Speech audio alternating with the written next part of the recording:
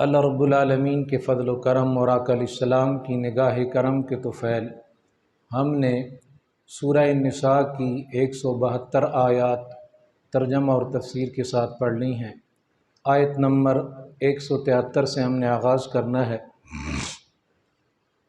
اس آیت کریمہ کے اندر اللہ رب العالمین نے ان لوگوں کے اوصاف بیان کیے اور ان کے مزدوری اور ان کے اجر کا ذکر کیا ہے جو کہ اللہ کی بندگی اور اللہ کی عبادت کو اپنا اعزاز سمجھتے ہیں اور اپنے سر کا تاج سمجھتے ہیں۔ ان کے لیے بشارتوں کا ذکر کیا ہے، اور وہ لوگ جو اللہ کی بندگی سے نفرت اور تکبر کرتے ہیں ان کے لیے وعید بیان فرمائی ہے۔ فَأَمَّا الَّذِينَ آمَنُوا، تو وہ لوگ جو ایمان لائے، وَعَمِلُوا الصَّالِحَاتِ، اور عمل کیے انہوں نے اچھے۔ یہ قرآن عظیم آپ جہاں بھی اٹھائیں گے عقیدے کے بعد سب سے پہلے عمل کا تذکرہ ہے۔ کہیں جنت کا وعدہ ہے، کہیں جنت کی نعمتوں کا تذکرہ ہے، تو پہلی بات ایمان کی ہے اور دوسری بات اعمال صالحہ کی ہے۔ تو اس لیے یہ دونوں چیزیں ضروری ہیں۔ عقیدہ بغیر عمل کے اس طرح کارگر نہیں ہے جیسے ہونا چاہیے، اور عمل بغیر عقیدے کو تو کسی کام کا نہیں ہے۔ تو فرمایا فَأَمَّا الَّذِينَ آمَنُوا، تو وہ لوگ جو ایمان لائے، وَعَمِلُوا الصَّالِحَاتِ، اور اچھے کام کیے، فَيُوَفِّيهِمْ أُجُورَهُمْ، تو بھرپور دے گا ان کو ان کا رب، اجورہم، ان کی مزدوری۔ دنیا میں عمل کیا ہے، کام کیا ہے، مزدوری کی ہے، آخرت میں خالق کائنات ان کی مزدوری انہیں بھرپور عطا فرمائے گا۔ وَيَزِيدَهُم مِّن فَضْلِهِ، ایک تو یہ ہے نا کہ جتنا کام کیا ہے اتنی مزدوری دی جائے، جتنا کام کیا ہے اتنی اجرت دی جائے۔ فرمایا وَيَزِيدَهُم مِّن فَضْلِهِ، اور فرمایا اور زیادہ عطا فرمائے گا ان کو، کن کو؟ جو ایمان لائے اور اعمال صالحہ کیے، ان کو، من فضلی، اپنے فضل سے۔ اور رب کے فضل کے تو کیا کہنے پھر، جس کی انتہا ہی کوئی نہیں ہے۔ تو اس لیے میں اور آپ عقیدہ الحمدللہ ہمارا ہے، اپنے اعمال ہم درست کر لیں تو یہ خوشخبری ہمارے لیے بھی ہے۔ یہ قرآن ہم پڑھنے والے قرآن کو، یہ خوشخبریاں ہمارے لیے ہیں۔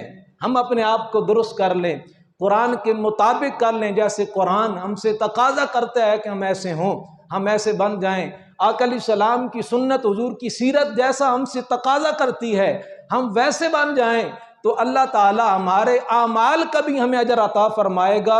اور رب کے فضل کے تو کیا کہنے، اور فرمایا وَيَزِيدُهُم مِّن فَضْلِهِ، اور بڑھا کر دے گا ان کو اپنے فضل سے۔ یہاں پر یہ نہیں بیان کیا کتنا دے گا، اس لیے کہ رب کے فضل کی کوئی انتہا نہیں ہے۔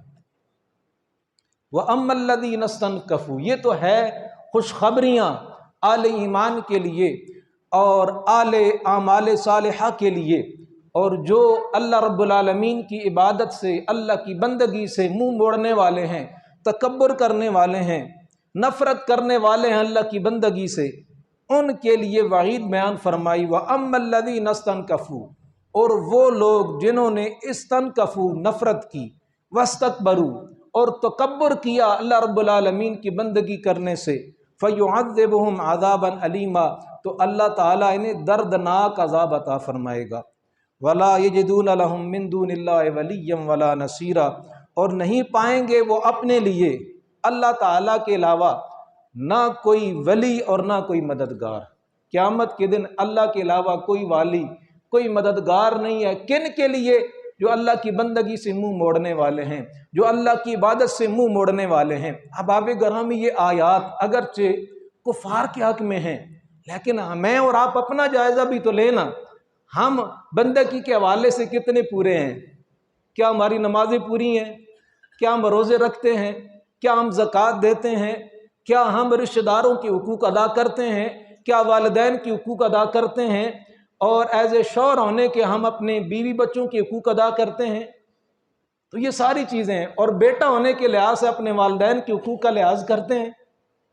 تو یہ سارے اعمال صالحہ کے اندر داخل ہیں، اور جو حقوق العباد ہیں ان میں تو بڑی سختی ہے کہ بندہ ہو حاجی نمازی لیکن بہنوں کا حق کھا کر بیٹھا ہوا ہو، بھائیوں کا حق کھا کر بیٹھا ہوا ہو، یتیم بھتیجوں بھاجیوں کا حق کھا کر بیٹھا ہوا ہو، اور ہو حج نمازی تو وہ حج اور نماز اس کے کام نہیں آئیں گے، اس لیے کہ حقوق العباد میں جو ڈاکہ مارا ہوا ہے۔ نبی کریم علیہ الصلوۃ والسلام نے فرمایا مسکین کون ہے، غریب کون ہے؟ صحابہ کرام علیہ رضوان سے فرمایا، صحابہ نے عرض کیا اللہ کے نبی ہمارے نزدیک تو وہ ہے جس کے پاس درہم نہیں ہے، دنانیر نہیں ہے، جس کے پاس پیسے نہیں ہے، روپیہ پیسہ نہیں ہے۔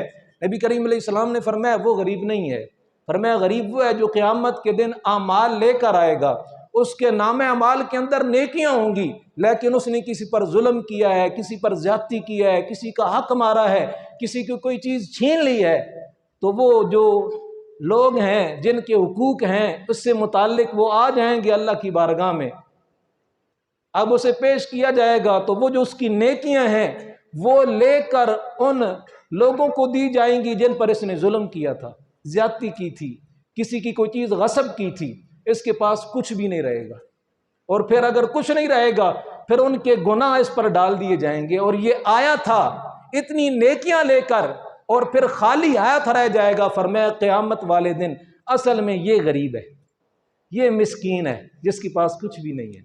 تو ہم دنیا کے مسکین بھلے بن جائیں، اللہ تعالیٰ آخرت میں مسکین نہ بنائیں، نیکیوں کے حوالے سے ہم امیر ہو جائیں، تو یہ ہمارے ہاتھ میں ہے نا، سانسیں باقی ہیں، سب کچھ ہاتھ میں ہے، اللہ نے اقتدار دیا ہے، طاقت دیا ہے، قوت دیا ہے، غریبوں پر ظلم نہ کرو، ان کے حقوق ادا کرو۔ اللہ نے مال دیا ہے، اپنے غریب رشتہ دار ہیں، اپنے اعز و اقربا ہیں، معاشرے کے اندر غریب طبقات ہیں، ان کے ساتھ تعاون کرو اور حلال رزق کماؤ، والدین کے حقوق ادا کرو، بیوی بچوں کے حقوق ادا کرو، رب کے حقوق ادا کرو، رب کی بندگی کرو، اور اللہ کی جنت میں داخل ہو جائے۔